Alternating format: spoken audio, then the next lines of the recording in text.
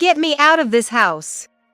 When I passed on Granny's desperate plea to my brother David, he exploded in anger, turning as red as a tomato.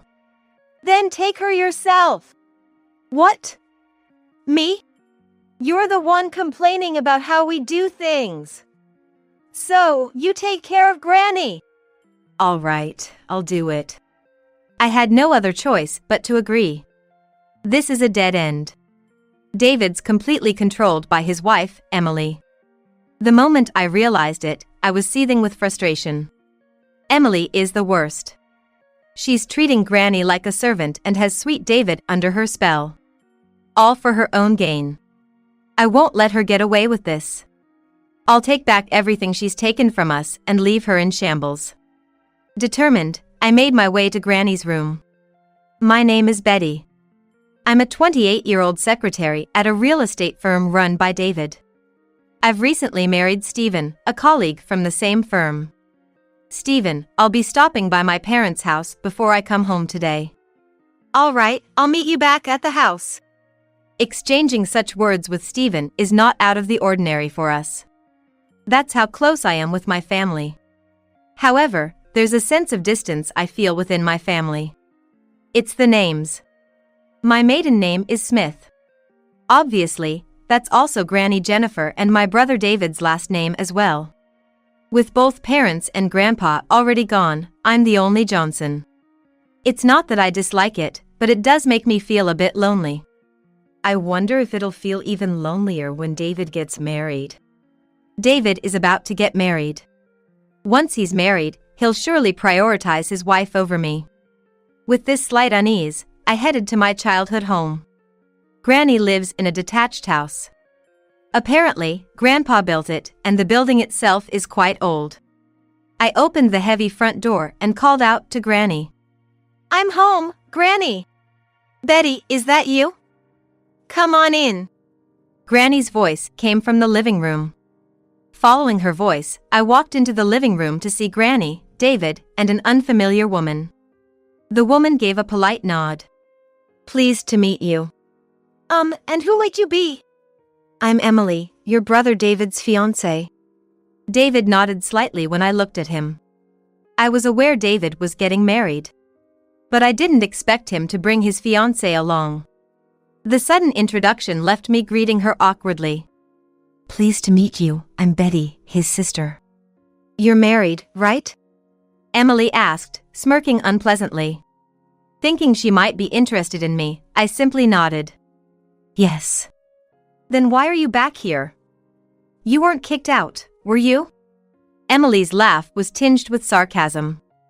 Annoyed, I asked for clarification. What do you mean by that? Oh, no. It was just a joke, just a joke. Emily laughed. So, this is the type of person she is. Enjoying belittling others, a person with a nasty character. Realizing Emily's mean-spirited nature, I chose my words carefully to respond. I just stopped by to check on Granny. But it's good timing. I got to greet you. Is that so? Emily frowned. It seems she didn't find my reaction amusing. What did she want by making me angry? Was she planning to say something like she never wants to see me again because of that? While pondering, I turned my back to Emily. I'll go make some tea. We can talk after that. Oh, let me help you. Emily followed me. Once we entered the kitchen, Emily casually closed the door. Then she whispered to me in a voice quiet enough so Granny and the others couldn't hear. Putting on such a sanctimonious face, you're so annoying. Is that your true nature? You are pretending to be quite the nice person. It's the same with you, isn't it? Well, whatever, just don't get in my way. Emily pointed a finger right in front of my nose. Get in your way? The greetings are done, and I'm officially becoming the wife of this house. Eventually, this house will be mine, so let me do as I please without interference. Why would it become yours? A brother's wife has no rights to inheritance. When I countered, Emily smugly replied. If David inherits, it's as good as mine. You, Betty, has no say in it. This is also my family home. Such a noisy woman. I'll tell David you're harassing me and that I'm having second thoughts about our marriage. I was at a loss for words. Indeed, Emily has a bad personality. But it's David who's marrying her. I can't ruin David's marriage on my own. Now that you understand, don't show your face here again. I had no choice but to nod to Emily's words. Half threatened by Emily, I began to visit my family home less and less. Since I used to stop by almost every day, both Granny and David were worried about me. Work has just gotten busier. I made up excuses like that. I kept hoping that David would see Emily's true colors. But David seemed like a different person when talking about Emily. Looking back, he was always so happy. So, I gave up, thinking it would be difficult for him to see. Meanwhile, David and Emily got married. 6 months flew by quickly, and I found it even harder to visit my family home.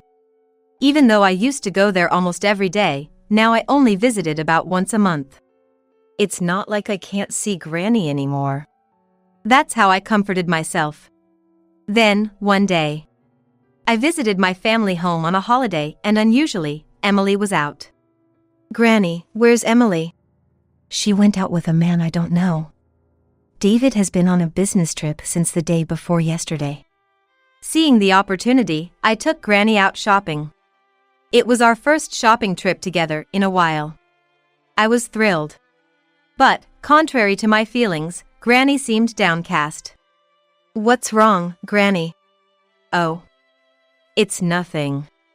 Granny dodged the question. But I found out the reason when we got to the supermarket. Emily took your money. No, it's not like that. Emily is just managing it for me. But it's your money, right? Why is Emily managing it? When I asked, Granny began to explain little by little. Shortly after David and Emily got married, Emily began pressuring Granny to hand over her account. I'll manage the money from now on. That's how Emily took control of Granny's account and stopped giving her any money at all. Furthermore, she dumped all the household chores on Granny and wouldn't even let her eat until they were done. Granny wasn't allowed to spend money freely, go outside, or even meet with friends. I buy you whatever you need, don't I? That was Emily's justification. What is that about? I was about to explode with anger. This is practically slavery. I had to do something. With that in mind, I took Granny to a nearby mobile phone shop. There, I got Granny a mobile phone she could use. Keep this with you. Why? I really want to help you right away, but Emily will definitely interfere. So, for now, think of this as a lucky charm. I taught Granny how to use the mobile phone. That's all I could do for the moment. I needed to prepare various things. My mind was filled with thoughts of Granny. Then, on a certain holiday, a woman named Melissa who lived in the same apartment complex visited my room. Betty, can we talk? It's about Jennifer. Melissa started like that. She was an old friend of Granny's, and they used to meet regularly. According to Melissa, she hadn't been able to see Granny recently. I even tried visiting her house earlier. Earlier, Melissa had gone to see Granny for a particular reason. But Emily came out and drove Melissa away. She's the worst. She dumps all the housework on me, and she's always out having fun. She's too busy harassing me to have any time to see you. That's what she apparently said. That's exactly what Emily has been doing. Hearing Melissa's story, I was utterly furious. Also, when I was leaving, I caught a glimpse of Jennifer, and she looked much thinner. Her complexion was bad too. You should really take her with you. It had only been a few weeks since I last saw Granny. What happened in this short time? I immediately called Granny's mobile phone. Right away, I heard Granny's screaming voice. Help me, Betty! Get me out of this house! The moment I heard that, I rushed out of the house. Jumping into my car, I headed for my family home. Granny! Are you okay? Shouting at the entrance, a surprised David came out. "What's all the fuss about?" "David, the thing is..." I spilled everything Emily did to Granny to David. But David just frowned and ignored it. "Emily wouldn't do such a thing." "You're mistaken." "But Granny said get me out of..." The moment I said that, David's face turned red as he yelled at me. "Enough! Then take her in yourselves." "What? Me? You have a problem with how we do things, right? Then you take care of Granny." "Yes, I'll take her in." I had no choice but to agree. It's hopeless. He's completely under Emily's control. Realizing that, I was so frustrated I could hardly stand it. Emily is the lowest of the low. She's treating Granny like a slave and has sweet David under her thumb. And she does all this just to benefit herself. I'll never forgive her. I'll take back everything she's taken from us and leave her in shambles. With my resolve set, I headed to Granny's room. As I opened the door, Granny came rushing out.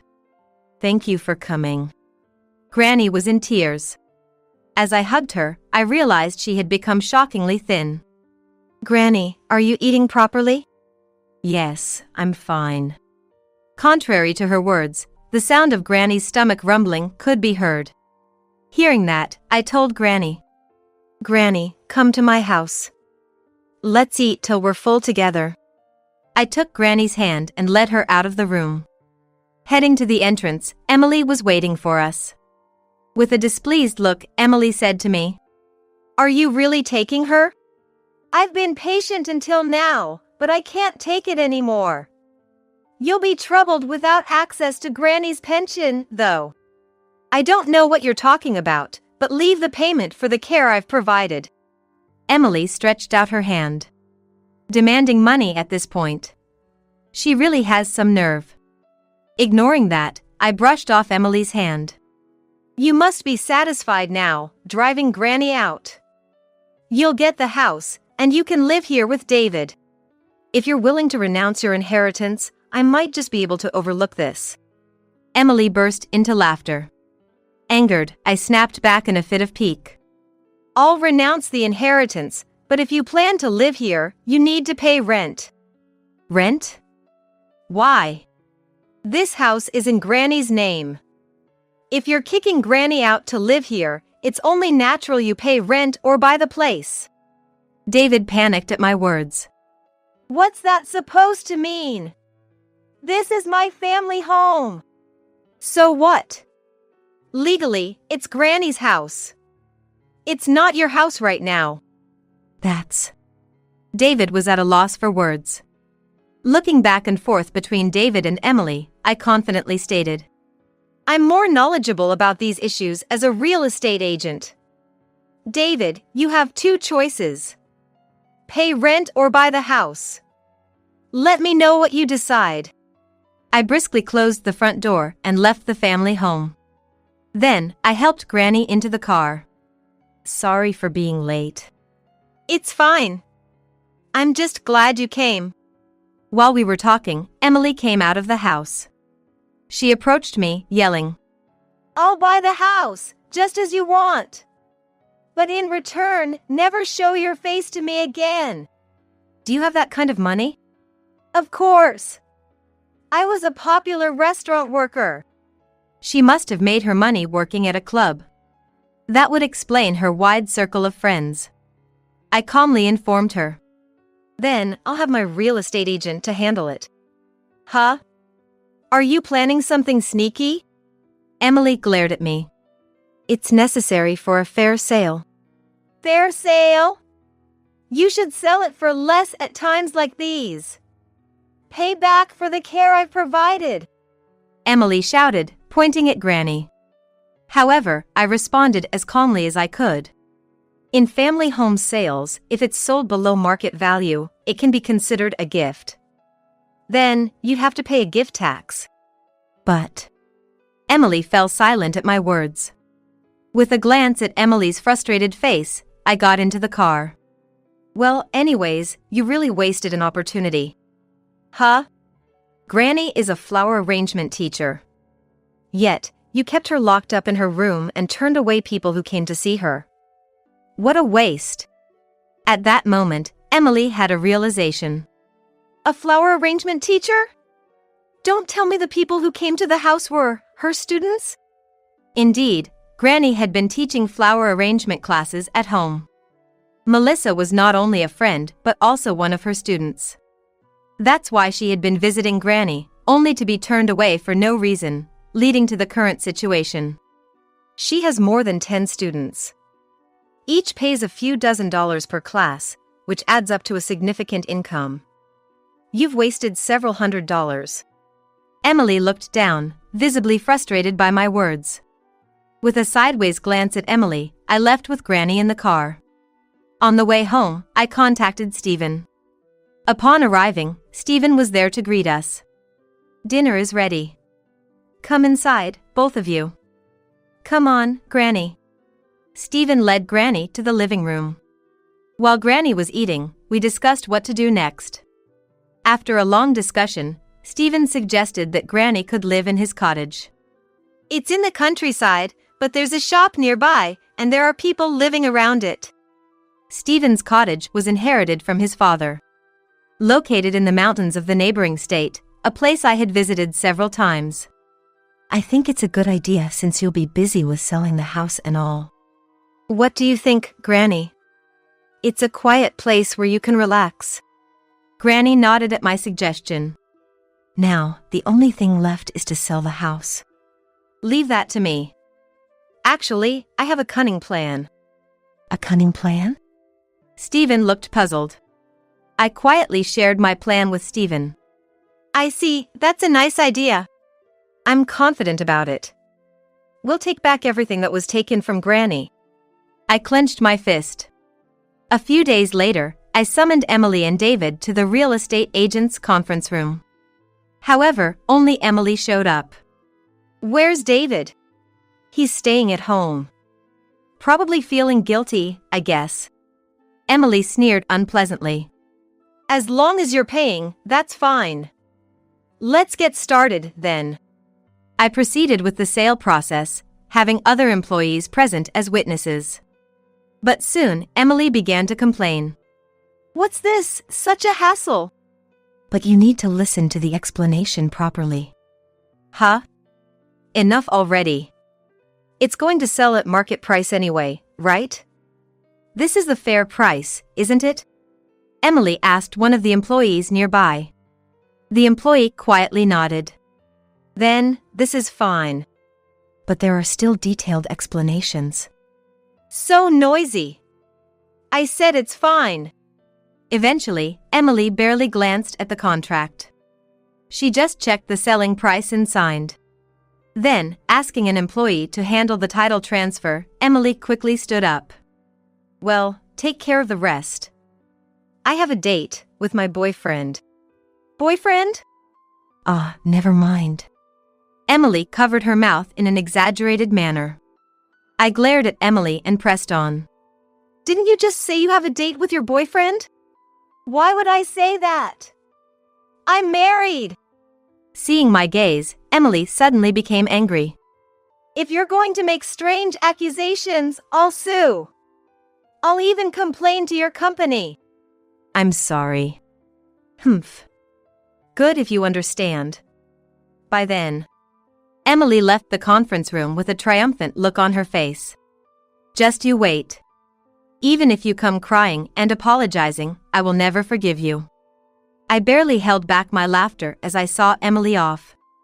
About a month after that contract, Emily stormed into the company. Hey!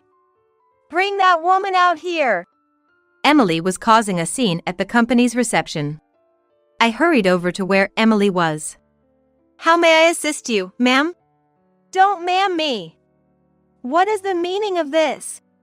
What seems to be the problem? I asked with a forced smile, prompting Emily to raise her voice even more. My money keeps disappearing. And it's being withdrawn under Betty's name. Bang. Emily slammed her account statement on the reception desk. I took a quick glance at it. Then, with a malicious smile, I informed Emily. I don't see any problem. Why do I have to pay you? I've already paid for the house purchase. Indeed, we had received the lump sum for the house a little while ago. But the withdrawal she was talking about was something else. Seeing as she didn't understand, I explained to Emily in detail. That would be the leasehold fee. Leasehold fee? What's that? It's the fee for renting the land, also known as ground rent. Actually, the land that Granny's house is built on belongs to me. Not that I owned it from the start. When I started working, I found out my family home was built on leased land, so I went out of my way to buy it. This way, you won't have to worry about eviction, should anything happen. That really helped me. I've been worried about it for a long time. Talking with Granny like that is also a fond memory. That aside, I pressured David and Emily to purchase the house. But I never said it included the land. Of course, I properly explained this to Emily at the time of the sale. However, Emily was too impatient to listen to my explanation. I expected this to happen, and she perfectly fell into my trap. As I was smiling, Emily, with an enraged expression, shouted at me. This is fraud! I explained during the contract signing. And it's also clearly stated in the contract.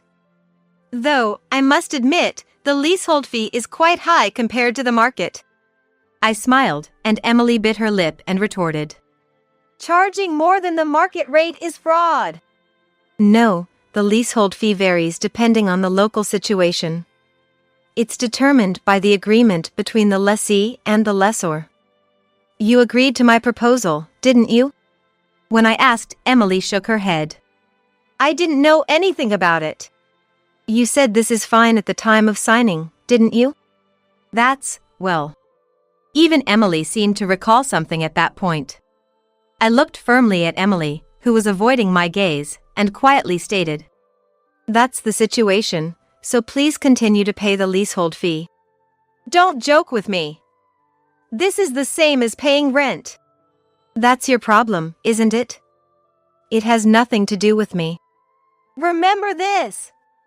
I'll definitely sue you. Emily ranted. She grabbed the account statement she had slammed down and turned her back on me with a swirl. Since we have an agreement based on an official contract, complaining won't change anything. Moreover, if you default on the leasehold fee, we will file a lawsuit for eviction. Shut up! I don't care! If it comes to a lawsuit, be prepared for enforcement to eventually take place. As I said this, Emily fled like she was escaping. I couldn't stop laughing. Emily's options from now on are limited. She either continues to pay me the leasehold fee or sells the house to someone else. While fighting in court is not entirely out of the question, it's not a realistic option. In any case, none of these options benefit Emily. But this isn't the end. We're going to get Granny's money back, too. I braced myself for what was to come. That night, I went to David's house with certain documents in hand. When I rang the doorbell, David answered. What? Betty? It's been a while. I need to talk to you. While we were talking, Emily burst out from the back. What are you doing here? Emily stamped her feet in frustration. I glared at Emily and said firmly, I have something to discuss. If you refuse, we'll just have to go to court. Court? I've checked Granny's account records. There were frequent withdrawals, but they weren't made by Granny. Emily remained silent at my words. I looked at David and asked, Emily has been using Granny's money. There are witnesses too. What will you do? Okay. Come in, let's talk. At that moment, Emily shouted. Don't listen to her. Shut up!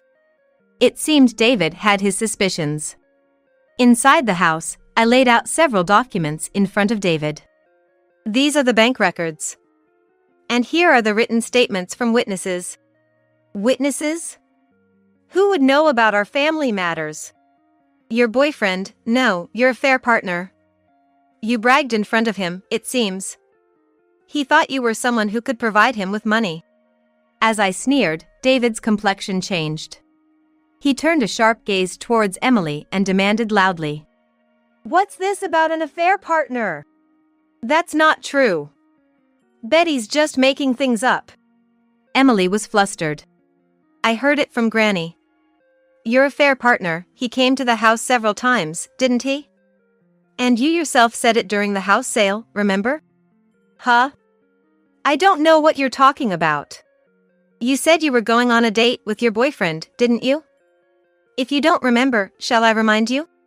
I took out my mobile phone and played the voice recording from the contract signing. The moment Emily mentioned boyfriend was recorded. "That's not true. It's edited. It's genuine. I always record for accuracy, and besides, I've gathered evidence of your affair." I said this as I placed a stack of reports on the table. It was an investigation report on Emily's behavior. David muttered while looking at it. "I've always believed in you. Even with Granny's situation, I trusted you over Betty. And now an affair. That's it. We're getting a divorce." Emily snapped at David's declaration. "Fine then. Give me back the money I paid for this house. First, return Granny's money. And the divorce settlement." "Shut up. I can easily pay that. I can earn as much as I want if I go back to the club." Emily slammed the table. That's when I quietly made my point. Going back to the club might not be so easy. "Why not? Have you looked in the mirror lately? All that playing around has made you quite a bit plumper than before." At that moment, Emily turned pale. In fact, Emily had gained a few dozen pounds since the beginning of her marriage. Well, best of luck with that. I left those words behind and exited David's house. In the end, David decided to divorce Emily and demanded compensation for her affair. There was some dispute over the amount, but it was eventually settled through mediation. Furthermore, I demanded that Emily return Granny's money. Thanks to Emily's affair partner, who talked, Emily couldn't argue back and agreed to return the money promptly. She honestly offered to return the money. However, in order to get Granny's money back, Emily demands for her money back by giving up the house. Reluctantly, I accepted her request. Emily returned to working at the club to pay the compensation to David. But Emily had changed in both style and everything else. Naturally, she couldn't earn as much as before. She was quickly moved to a back office role, and now, it's said she's working a lot behind the scenes at the club. On the other hand, perhaps because David felt he had no face to show us, he moved away as if fleeing. He now lives quietly alone in a small apartment. Meanwhile, I've been incredibly busy with Granny's move. I visited Granny almost daily and ran around handling the house's title transfer, among other things. And today, as things have finally settled down, Stephen mentioned something during lunch. "Hey, I was thinking, why don't we live with Granny from now on?" It goes without saying that I immediately agreed. I plan to discuss it with Granny